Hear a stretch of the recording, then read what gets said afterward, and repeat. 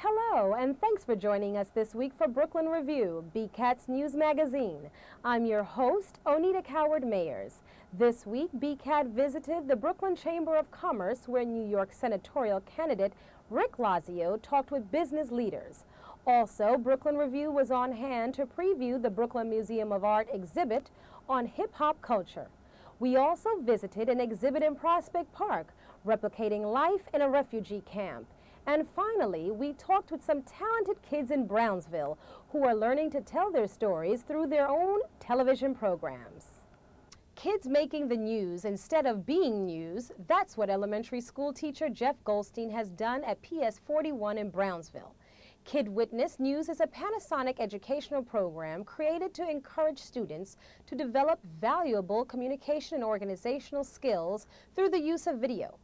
Producing a variety of public service announcements, Goldstein has encouraged his students to create from their own personal lives. The works of these students have gone on to win many awards, including the Computer World's Smithsonian Award for Education. Brooklyn Review spoke with Jeff Goldstein and his talented class. Ever since I was in second grade, I wanted to be in Kid Witness News. All my life, I love using camcorders, working with electronics. I saw a lot of people using cameras, and then I started being interested in cameras. I wanted to know how they worked and how to use them. When I was explained to what it is and what you do, I was very interested in learning something new and something positive, and we get to voice our opinion on different subjects, so I decided this might be a good thing for me. I became involved in this program in 1989. I was teaching for 1 year. I was teaching video. Over the summer, I saw an article about Panasonic's Kid Witness News program, and there was a pilot program in 17 schools, and they were looking to expand to 50. I ripped the article out, brought it into my principal, and said, "This is exactly what I do. Why don't we get involved in this?" And he said, sure. He made a couple of phone calls to the ad agency that was running the show at that time, and all of a sudden we were involved, and we were supplied with $10,000 worth of video equipment for us to make videos with. I like being in this program because it offers you a chance to do things that you might not be able to do when you get older. And it's like a head start on, like if you want to be a camera person, it's a head start because you already know what to do and you are familiar with the cameras. I've learned how to use the camera, the lens, that you shouldn't touch them with your finger or the oil gets in them. I learned how to straighten out the tripod, how to use different kinds of technologies. We draw the storyboards to show us what parts, the order of what parts we have to use to make a video.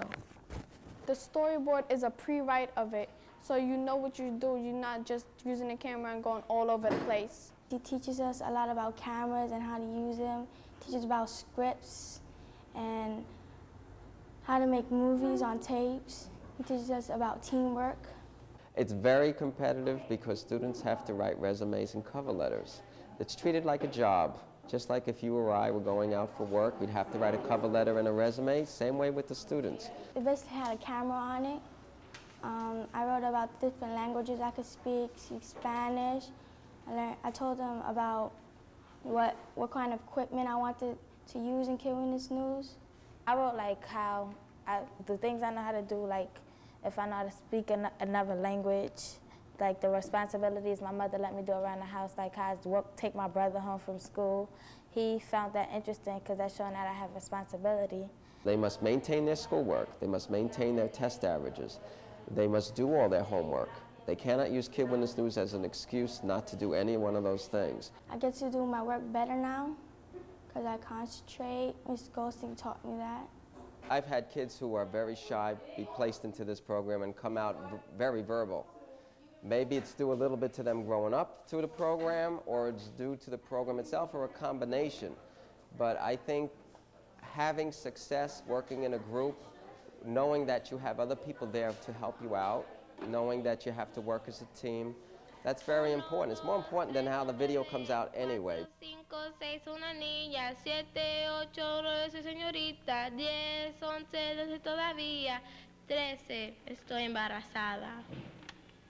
Children watch so much television during their lifetimes.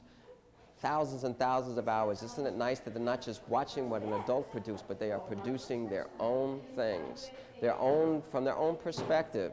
Not from my perspective, but from their own perspective. Yes, I'm there to guide them, but this is their opinions about their neighborhood, their opinions about the world. Blood here and some blood there. Here's some blood, there's some crying everywhere, some blood and crying. And a dead one here and a dead one there. Here's some dead, there's some crying everywhere, they're dead and dying. People shouldn't play with guns, because if everybody did, there wouldn't be anyone. This is, like I said, a rough community. It has a lot of drug violence. It has a lot of drugs and violence and a lot of sick people. You know.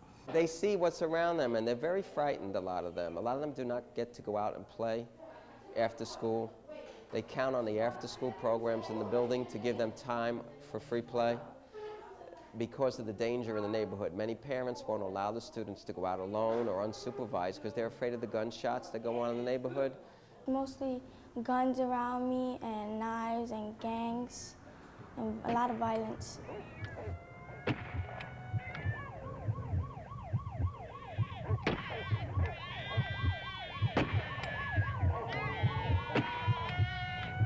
As I lay down at night, clutching my pillow tight, not knowing if I'll live to see the next morning's light, feeling the breeze blow through my window's bullet holes, wondering, does anyone care?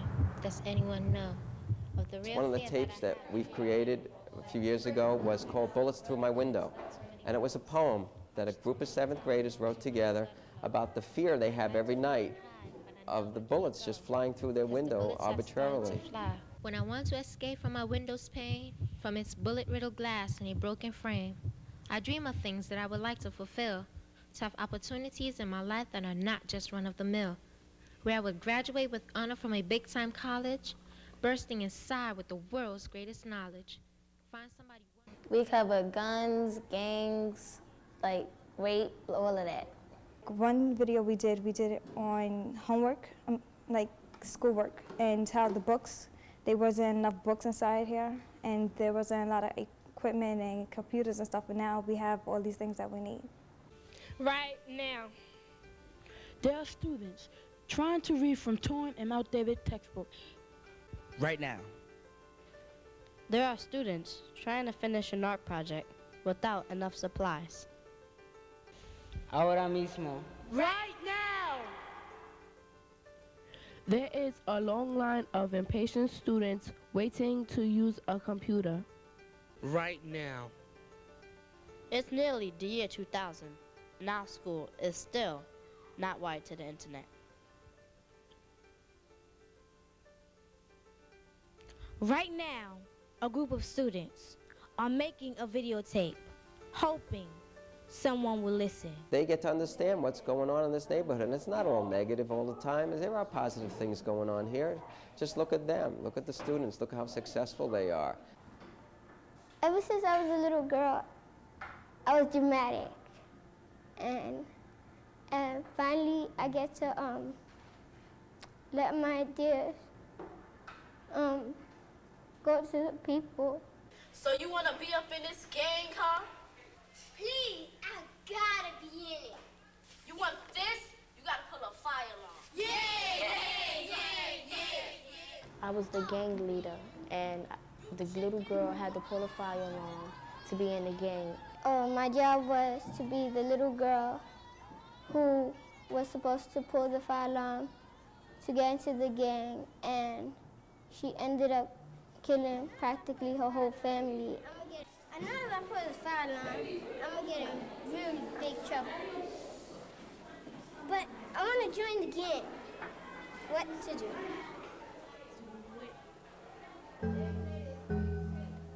Do it. came out to happen that her parents were the one who called the fire department, so they burned up in the fire while they came here to answer the false alarm. So that was a public service announcement teaching children to be cautious and don't play around with things like that. It's serious. I could teach elsewhere, I could move on, but like I said before, I'd rather be here because I feel like I'm really making a difference. And this is a hard to staff school, district. We have a hard time retaining people anyway. Every year there's 12 to 18 new positions in this school because people don't want to stay for various reasons. And most of them are first-time people who come here and they feel it's overwhelming. Yeah, it's tough. It's not easy teaching here. When the students mentioned earlier, it is a rough neighborhood and it's a rough bunch to deal with, but you have to try. Somebody has to be there for them. And I feel like I'm trying my best.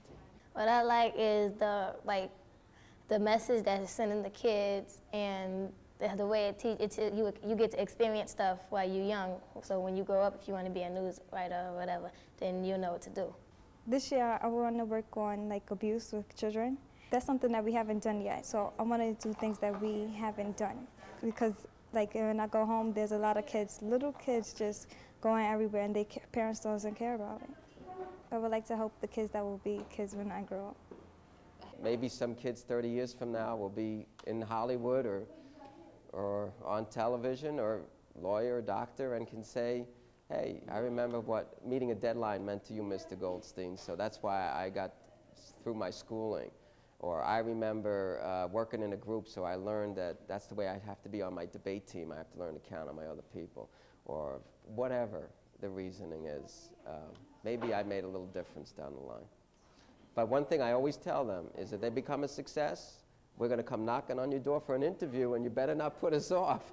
You better be available for an interview for us, because you'd be a great role model for the students that are here.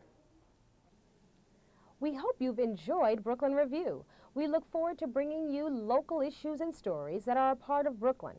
If you'd like to comment on our show, write us at bcattv@brooklinks.org or visit our website at bcat-tv.org. I'm Onita Coward-Mayers, and thanks for joining us on Brooklyn Review.